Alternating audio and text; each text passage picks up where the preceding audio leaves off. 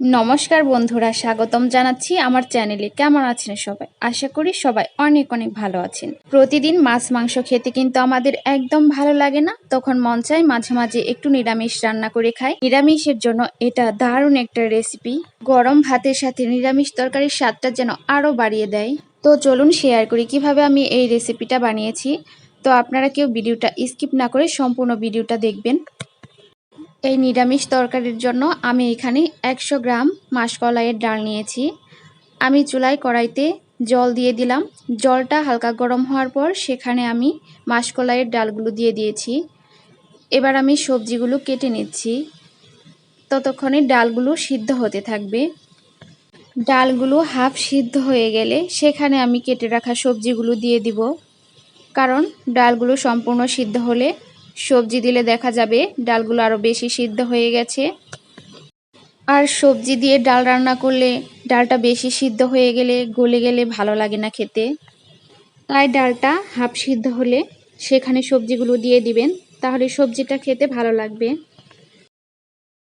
আমার সবজিগুলো কাটা হয়ে গেছে, এবার আমি এগুলো ধুয়ে নিচ্ছি। এবার আমি সবজিগুলো ডালে দিয়ে দিব। ডালগুলো হাফ সিদ্ধ হয়েছে, এবার সবজিগুলো এখানে দিয়ে দিলে তরকারিটা একদম পারফেক্ট হবে।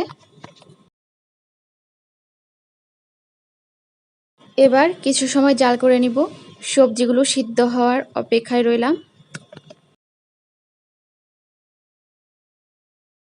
এবার এখানে স্বাদ মতো লবণ দিয়ে দিচ্ছি।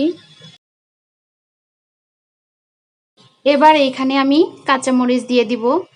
নিরামিষ তরকারিটা কাঁচামরিচ দিয়েই বেশি মজা লাগে খেতে। এখানে আপনি শুকনো মরিচের গুঁড়া অল্প দিলেও দিতে পারেন, না দিলেও সমস্যা নেই, কারণ আমাদের গ্রামে সবাই এই নিরামিষ তরকারিটা কাঁচামরিচ দিয়েই রান্না করে। শুধু কাঁচামরিচ দিয়ে রান্না করলে সুন্দর একটা ফ্লেভার আসে, নিরামিষ তরকারিটা খেতে অনেক ভালো লাগে।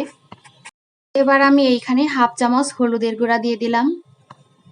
এই রান্নাটা কম মশলা দিয়েই করা হয়। যারা মশলা খেতে চান না বা খেতে কম পছন্দ করেন তাদের জন্য কিন্তু এটা দারুণ একটা রেসিপি। আর তাছাড়া মাছ মাংস রোজ রোজ খেতেও ভালো লাগে না, মাঝে মাঝে নিরামিষ খেতে ইচ্ছে করে।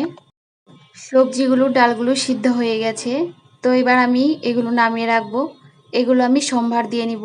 তার জন্য চুলায় কড়াইটা আবার ধুয়ে বসিয়ে দিলাম।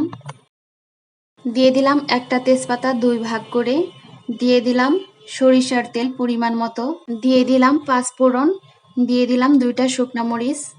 এবার তরকারিগুলো দিয়ে দিচ্ছি এখানে। এভাবে আমি অল্প সময় জাল করে নিব, 30 সেকেন্ডের মতো, কারণ সম্বার দেওয়ার পর কিন্তু বেশিক্ষণ জাল করলে যে সুন্দর ফ্লেভার সেটা থাকবে না। তরকারিটা হয়ে গেছে, এবার আমি নামিয়ে রাখছি। আমার আজকের এই রেসিপিটা আপনাদের কাছে কেমন লাগলো অবশ্যই জানাবেন। যদি ভালো লেগে থাকে বা আপনাদের কোনো উপকার এসে থাকে তাহলে অবশ্যই আমার চ্যানেলটি সাবস্ক্রাইব করে দিবেন। সবাই অনেক অনেক ভালো থাকবেন, সুস্থ থাকবেন। আজ এই পর্যন্তই।